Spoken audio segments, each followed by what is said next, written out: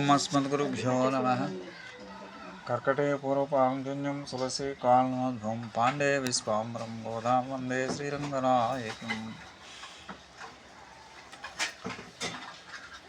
30వ భాషణం భగవద్బంధువులారా, ఈరోజు మనం వంగ கடல் கடந்தை மாதவலை கேசவலை திங்கள் திருமச்செயிலை ஆர்சனுலை என்று அங்கப்பறை கொண்டு வார்த்தை அரிப்புதுவை பைங்கமல் தண்டரல் பட்டர் பிரான் கோதை சொன்னம் செங்கத்தமிழ் மாலை பதந்தப்பாமே இங்கு பெருசுரைப்பார் இருவருன் மால்வரை தோல் செங்கல் திருமசெல்வ திருமாலா எங்கும் திருவருளுக்கு రొంబావాయ్.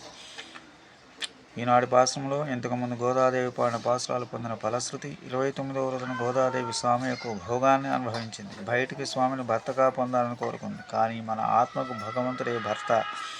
భర్త అంటే భరించేవాడని అర్థం. భార్యను పరుని కోసం పరునిచే నియమించబడి ప్రవర్తించేది. భార్యకు ఆత్మకు సమానంగా ఉండే 6 లక్షణాలు. వివాహమై ప్రతివతైన స్త్రీకి భర్తతో తప్ప ఇతరులెవరితోనూ సంబంధం ఉండదు. అతడే తప్ప వేరొక రక్షకుడు ఉండడు. అనుభవించతగినవాడు అతడే. అతడితో కలిసి ఉన్నప్పుడే ఆమెకు ఆనందం. అతనికి దూరంగా ఉంటే ఆమెకు దుఃఖం. అతడే అన్ని పనులు ఆమెతో చేస్తున్నాడు అనుకుంటూ ఉంటుంది భార్య. ఆత్మ కూడా ఈ లక్షణాలు భగవంతుని వల్ల అనుభవిస్తూ ఉంటుంది. పైన చెప్పిన లక్షణాలు అన్నీ గోదాదేవి పరమాత్మలోని అనుభవానికి రావాలని కోరుకుంది. ఆ భావంలో మనసులో కలిగినప్పుడు ఆత్మ పరిశుద్ధమవుతుంది. అప్పుడే వ్యక్తి జీవితానికి ప్రశాంతత లభిస్తుంది. ఏ విధమైన కోరికలు ఉండవు అని తీరలేదని బాధ ఉండదు. అతడే తనచే అన్ని పనులు చేయిస్తాడు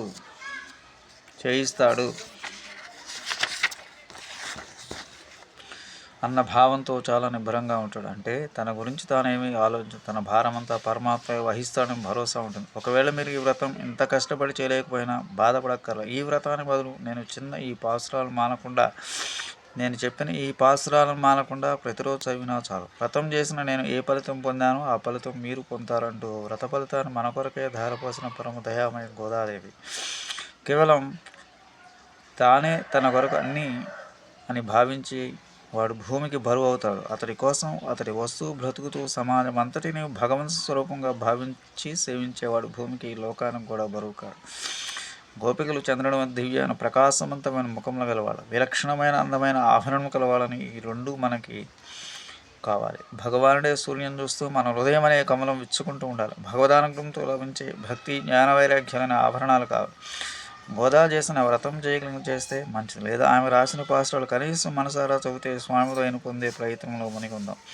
ఈ పాసురాలు చదివిన వాళ్ళకి చతుర్భుజుడైన శ్రీ మహావిష్ణువు 4 పురుషార్థాలను ఈ లోకంలో ప్రసాదిస్తాడు. చివరకు పైలోకంలోనూ శాశ్వతమైన ఆనందాన్ని అనుగ్రహించి అనుభవింపజేస్తాడని ఫలశ్రుతి చెప్పింది గోదాదేవి. ఆండాల్ దివ్య తిరువతి కళయేశ్వరం కర్కటే పూర్వపాల్గొన్యం తులసి కారణోద్భవం పాండే విశ్వాంబరం గోదాం వందే శ్రీరంగనాయకం. నీలాశృంగ సనగరితటే సుప్తముద్భోజ్జకృష్ణం పారాజ్యం సంశ్రుతిశతశరసిద్ధమధ్యాపయంతు స్వచ్ఛిష్టాయం సృజన గలితం యా బలాత్పుంచ భుంక్య గోదా తస్యై నమ ఇదమిదం భూయేవాస్తు భూయః.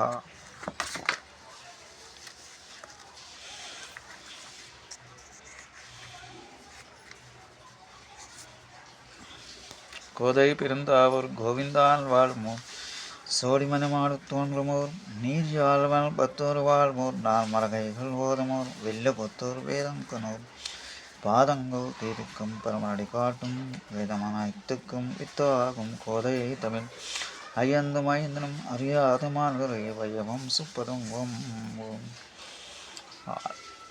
ஆண்டாள் திவ்ய திருவதிகளை சரணம் கர்க்கடே பூர்வபால்குன்யம் துளசி காரணோத்பவம் பாண்டே விஸ்வாம்பராம் கோதாம் வந்தே ஸ்ரீரங்கநாயகம்.